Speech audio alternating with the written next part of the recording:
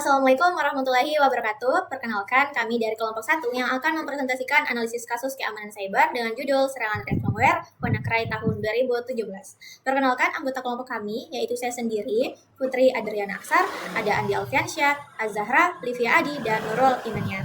Pada presentasi kali ini, kami akan membahas bagaimana serangan WannaCry itu terjadi dan siapa aktor di baliknya, dan dampak apa yang akan ditimbulkan, serta rekomendasi keamanan agar kejadian serupa tidak terulang.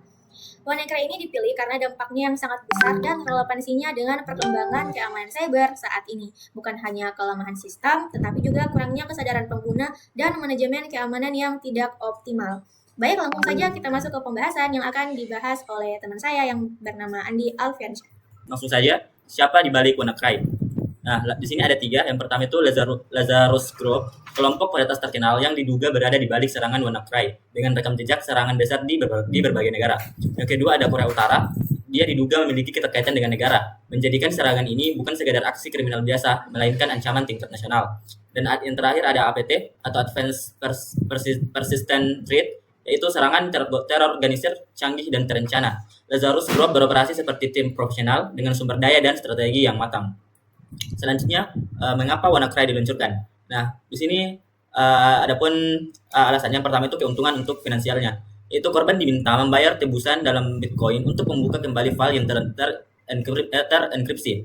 Jutaan dolar mengalir ke rekening penyerang. Yang kedua itu untuk tujuan politik atau negara. Serangan dapat digunakan untuk menunjukkan kekuatan cyber suatu negara atau memberikan tekanan geopolitik terhadap negara lain. Dan yang terakhir yaitu uji kemampuan serangan. Jadi seberapa cepat dan luas dampak serangan cyber yang dilepas secara global, sebuah eksperimen berbahaya berskala dunia.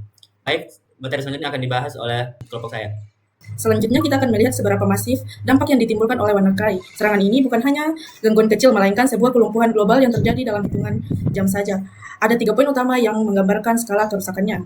Yang pertama, sebaran sistem. Lebih dari 200.000 sistem komputer di lebih dari 150 negara terdampak secara bersamaan. Hal ini membuktikan betapa cepatnya malware ini menyebar melalui lintas batas negara. Yang kedua, kerugian finansial. Estimasi kerugian ekonomi secara global mencapai angka yang fantastis, yaitu sekitar 4 miliar dolar Amerika atau sekitar 60 triliun rupiah. Yang ketiga, dampak pada sektor kritikal. Contoh yang paling fatal terjadi di Inggris, di mana banyak rumah sakit terpaksa membatalkan operasi karena sistem medis mereka lumpuh total. Aktivitas operasi berbagai perusahaan besar pun terhenti karena mereka kehilangan akses ke data penting mereka. Setelah melihat dampak secara umum, kita akan bedah serangan ini menggunakan konsep dasar keamanan informasi yaitu CAI, Triad, Confidential, Integrity, dan Availability. WannaCry berhasil merusak ketiga aspek ini secara signifikan. Secara konfidensial atau kerahasiaan, selama proses enkripsi berjalan, ada potensi besar bahwa data-data sensitif diakses atau diintip oleh pihak yang tidak berwenang. Adapun secara integrity atau integritas, ini adalah dampak yang paling terlihat.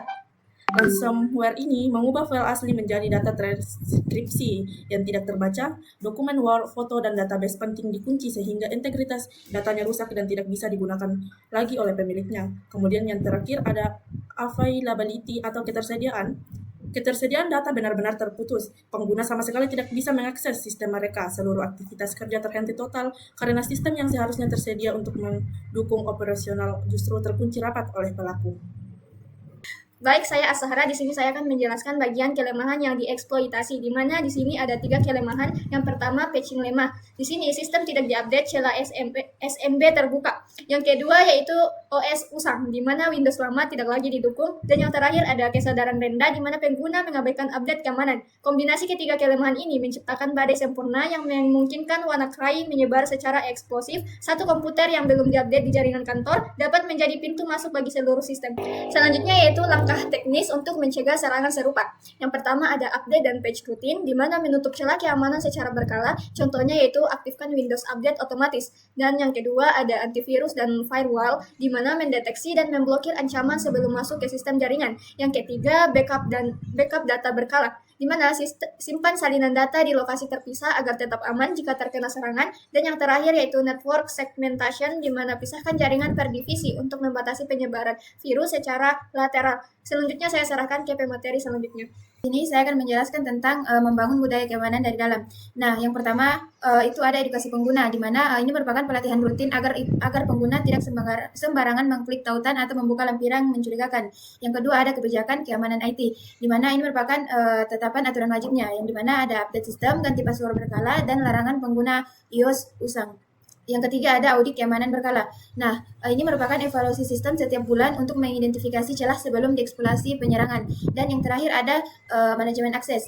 Nah, di sini batasi akses sesuai kebutuhan yang tidak semua orang perlu untuk mengakses datanya. Baik, itulah tadi materi yang sudah kami bawakan. Adapun kesimpulannya yaitu serangan WannaCry menunjukkan bahwa ancaman cyber dapat berkembang dengan sangat cepat dan berdampak luas hingga ke berbagai sektor penting di dunia. Tidak hanya menyerang sistem komputer, tetapi juga mengganggu aktivitas nyata seperti layanan kesehatan dan operasional perusahaan. Hal ini membuktikan bahwa keamanan data dan informasi merupakan hal yang sangat krusial di era digital saat ini. Sekian dan terima kasih. Wassalamualaikum warahmatullahi wabarakatuh.